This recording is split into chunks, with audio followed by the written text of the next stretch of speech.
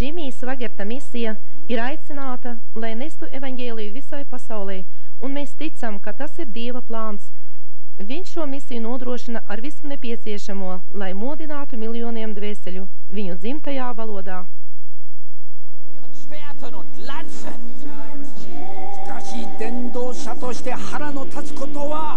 Estava pondo em risco sua vida e tudo que tinha. Я понимаю, что миллионы, смотрящие эту программу по телевизору, 他爱你们，不管你是火酒鬼，他爱你。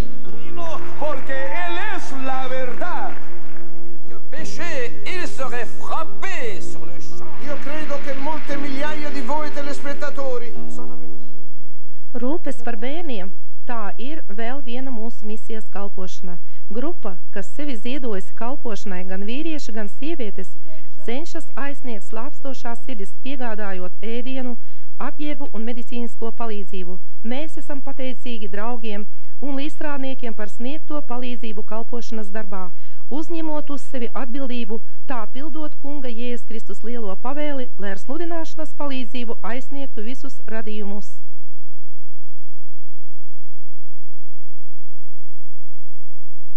Bet tagad pievienosimies pie tiem, kuri sanākuši Houston, Texas uz mūsu kalpošanu. Reliģija tevi ieslēdz verzībā, sadraudzība tevi padara svabadu. Reliģija nevar pār mums valdīt.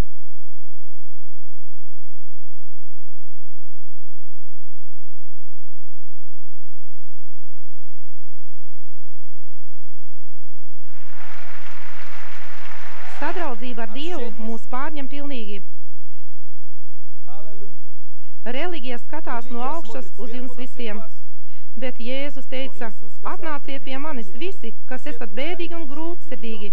Es jūs gribu atvieglināt.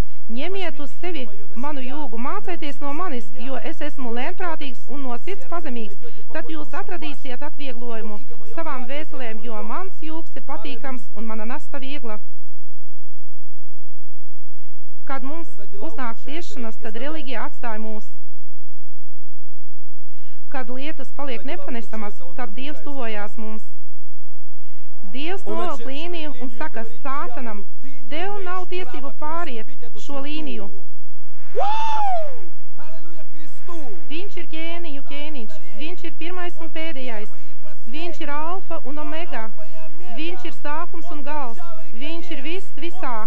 Saldā vēja plūsma nākusi no debesīm, viņš pirmais un pēdējais, ķēniņu ķēniņš un kungu kungs.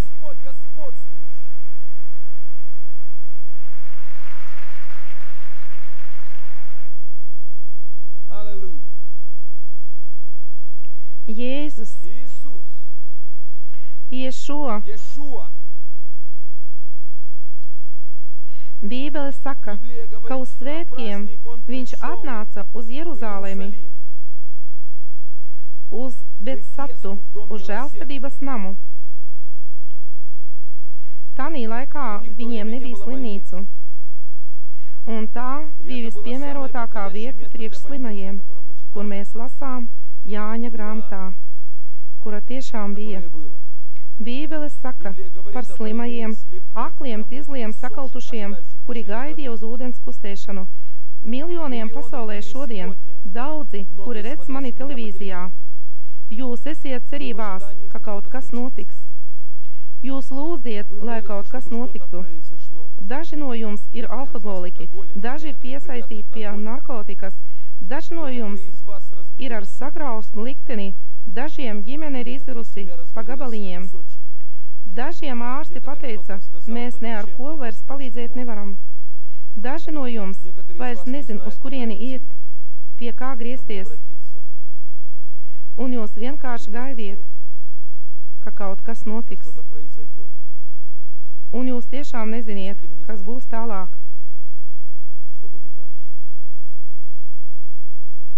Redziet, ir daudz dažādu žēlsirdības namu. Bet bez Jēzus tur ir maz palīdzības. Es gribu to atkārtot no jauna.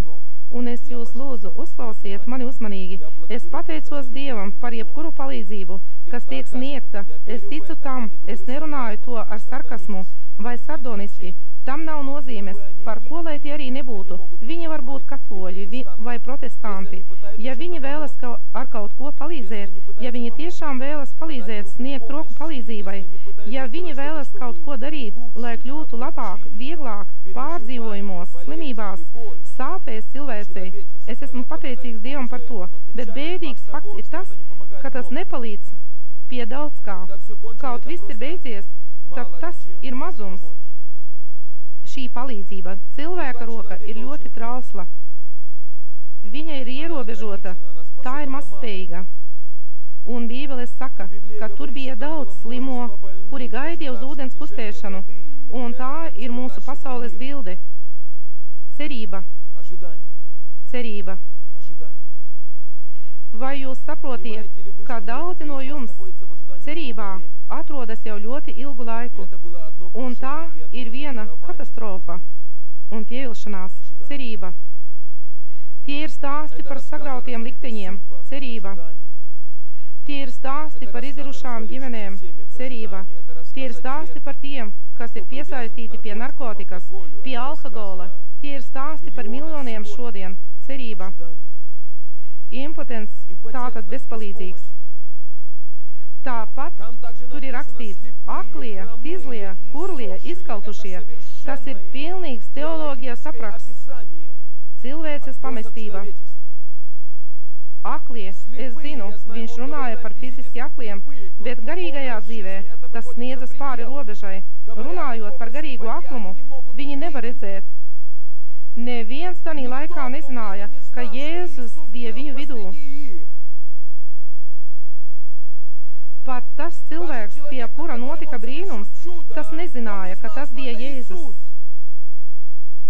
Dzīvības devējs, rīta spožā zvaigzne, staigāja viņu vidū, un viņi pat to nezināja.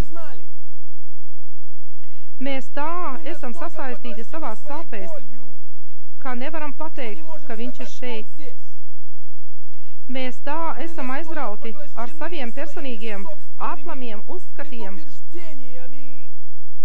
Ja tā ir mūsu reliģija, tad mēs viņu nevaram ieraudzīt.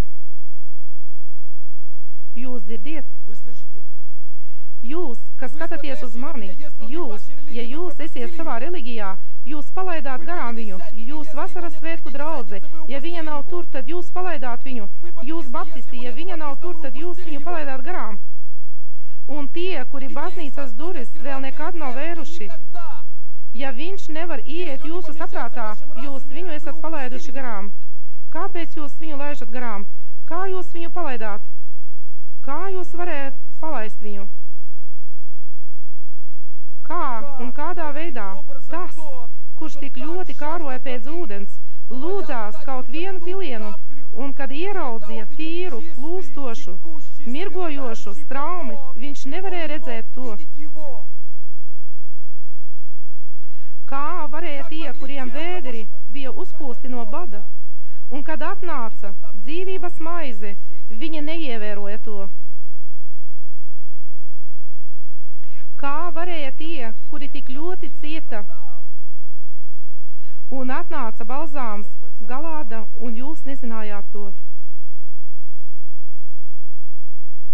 Daži no jums, kuri skatās televīziju, tagad jūs pārslēdzat kanālus, mainiet kanālus, pārslēdziet kanālus, un no jauna pārslēdzat kanālus. Jūs sēžiet un skatāties uz šo nabaga evaņģēlistu. Jūs skatāties, un jūs redziet iznīcīgo cilvēci, un jūs nekādi nevarat zināt vai saprast, ka Jēzus ir šeit. Viņš ir pašās dīvainākās vietās, dažādi